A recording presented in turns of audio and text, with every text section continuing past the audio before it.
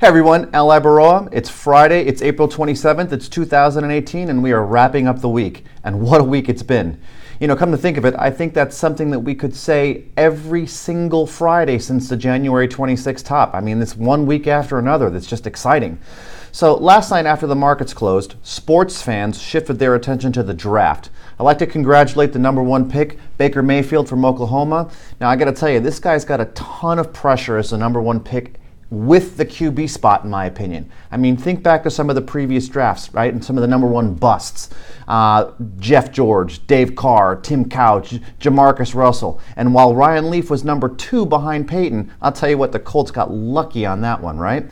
Now, my Dolphins picked cornerback Minkah Fitzpatrick from Alabama. And the irony to me is that we are uniting Bama with Georgia, having Rashad Jones on the D as well. And all you college football fans will get a kick out of that if you recall the national championship in the Bama-Georgia game. Anyways, as excited as I am for football season, we're in the midst of earnings season, so let's talk about that.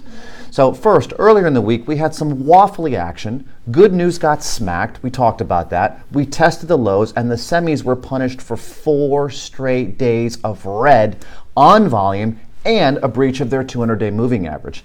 Now, that makes me nervous. I said it wasn't panic nervous, but it certainly warranted awareness.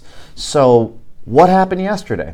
Well, I'll tell you what happened. Love. A lot of love in the markets. The Dow was plus 237. The S&P was plus 27 handles. The NASDAQ was up 114. The NASDAQ 100, 135. And the SOX up 26. Now, the jump is great, but what was the driver? Well, here's what I saw. Intel reported strong, helping the semis. And remember, I said I don't think the market moves notably higher without the semis. Intel is helping that cause for sure. After the close on Wednesday, Facebook reported and killed it with their numbers. Now, I'm not going to dive too deep here, but if you look at the last few quarters, they were knocking out anywhere between 69 and 80% growth in earnings. So why were they estimating just 30%? Well, I don't know the answer, right? But it's a scam, collusion, whatever. But they banged out 63% increase, and the stock jumped 4% on those numbers yesterday. Now, intraday, we had Amazon up over 50, riding Facebook's coattails, only to steal the spotlight and hitting a grand slam in the aftermarket, reporting $3.27 a share versus $1.26. Guys, Bezos is laughing all the way to the bank. 12% increase in earnings, 43% increase in sales. The stock rallied over $100 in the post yesterday. So get ready for some Trump tweets, guys. I think he may be the only person that was unhappy about that move yesterday.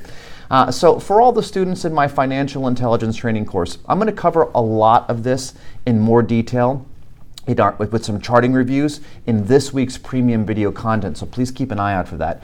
And I'd like to close this post with the fact that the stars, the moon, and the UN have aligned. What a historic event yesterday to see the Korean leaders meet and foster peace.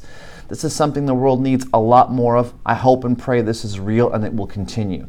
There's much talk that this is a ploy and it will not last, but for now we can only hope that the early enthusiasm does not fade and that the war is officially ended and the denuclearization begins.